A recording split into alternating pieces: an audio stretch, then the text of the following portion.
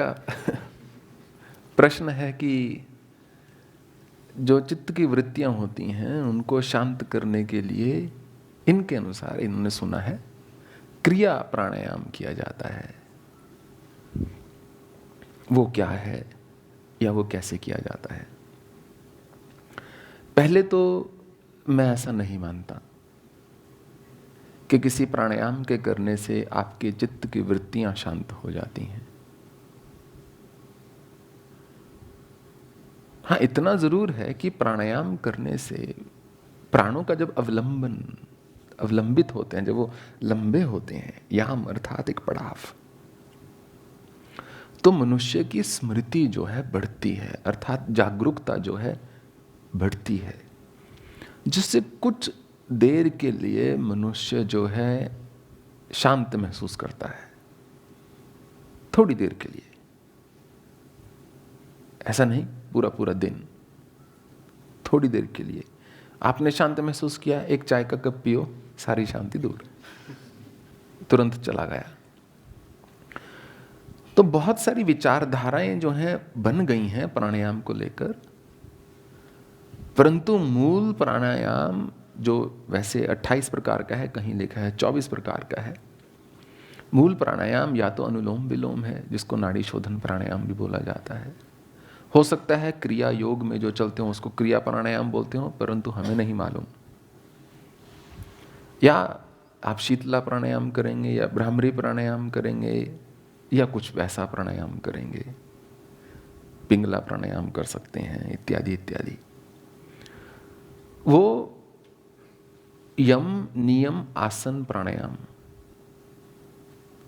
पतंजलि ने कहा है जब तक आसन सिद्धि ना प्राप्त हो तब तक प्राणायाम मत करना,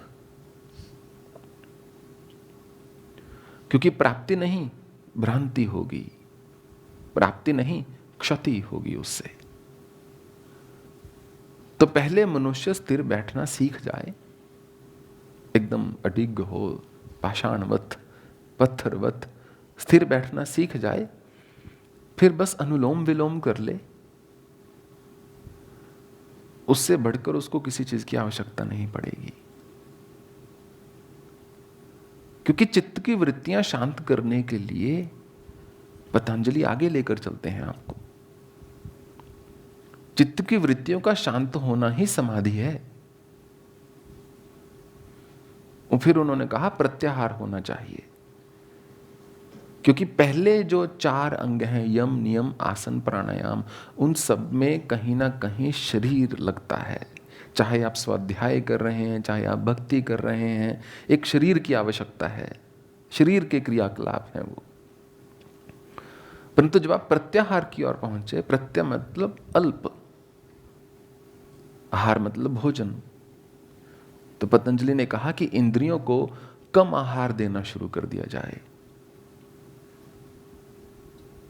जब इंद्रियों को कम आहार देंगे, स्थिर बैठना सीख चुके हैं, आसन लगाने के बाद और यम नियम का पालन कर रहे हैं अपने जीवन में, एक संयम से जीवन को व्यतीत कर रहे हैं, तो मनुष्य प्रत्याहार कर पाएगा। जो मनुष्य अपनी इंद्रियों को समेट रहा है, जिस प्रकार कछुआ अपने अंगों को समेटता है, श्री कृष्ण ने कहा है, उसके बाद मनुष्य इस काबिल होता है कि धारणा का प्रयत्न कर पाए, अर्थात एकाग्रता बनाने का। छठा पड़ाव, तब जाकर एकाग्रता थोड़ी बननी शुरू होती है। जब एकाग्रता की समझ आनी शुरू होती है, तब तक अधिकतर समय ऊपर जाने का टाइम आ जाता है। पर अगर नहीं आया, कर लिया आपने प्रबलता से, उस साधना में आप रत रहे, फिर जाकर ध्यान जो है थोड़ा थोड़ा लगना शुरू होता है, मेडिटेशन।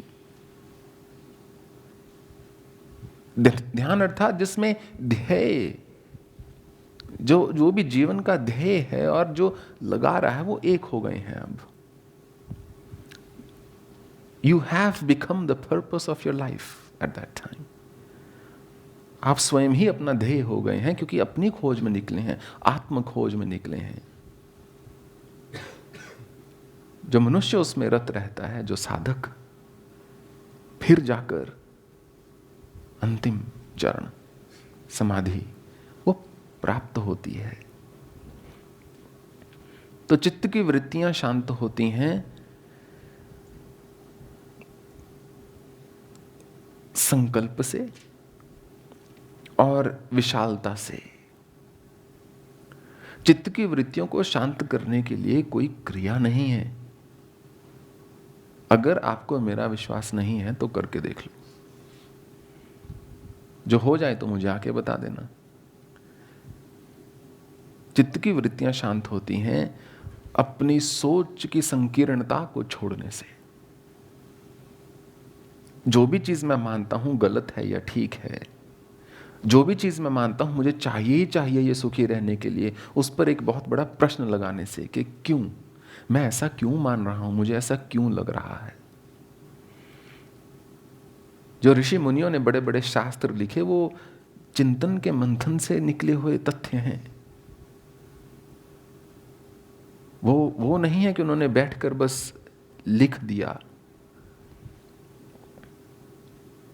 वो क्रियाएं तो इसलिए हैं कि आप जंगलों में रह रहे हो, सारे हिमालय के योगियों की निकाली हुई क्रियाएं हैं। बर्फ वाली गुफा में बैठे हो, हर 2 घंटे बाद भूख लग रही है, तो क्या भक्ति करोगे वहां बैठ के।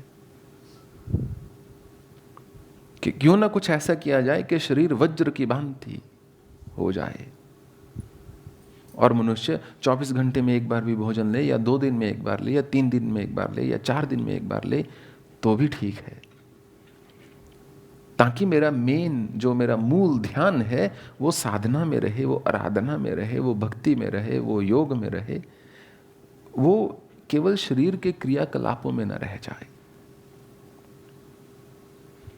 अगर प्राणायाम ही करना है, स्थिर बैठना सीख आना चाहिए मनुष्य को। 1 घंटा भी जो स्थिर बैठ सकता है वो प्राणायाम का अधिकारी है। पर 1 घंटा स्थिरता मतलब स्थिरता। ऐसा नहीं कि ऐसे हुए वैसे हुए, ये टांग ऐसे फैलाई, वो टांग स्पाइडर की तरह हो गई और पता न चले ऑक्टोपस बैठा हुआ कि व्यक्ति बैठा हुआ है, वैसा नहीं। आप स्थिर होकर बैठे हैं, कर लीजिए फिर प्राणायाम।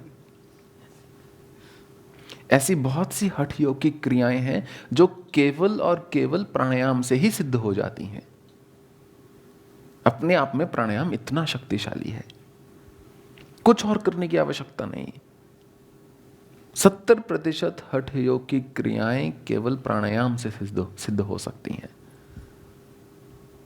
परंतु इसका यह अर्थ नहीं कि चित्त की वृत्तियां शांत हो जाएंगी। उसके लिए neuroscience has better answers, believe me.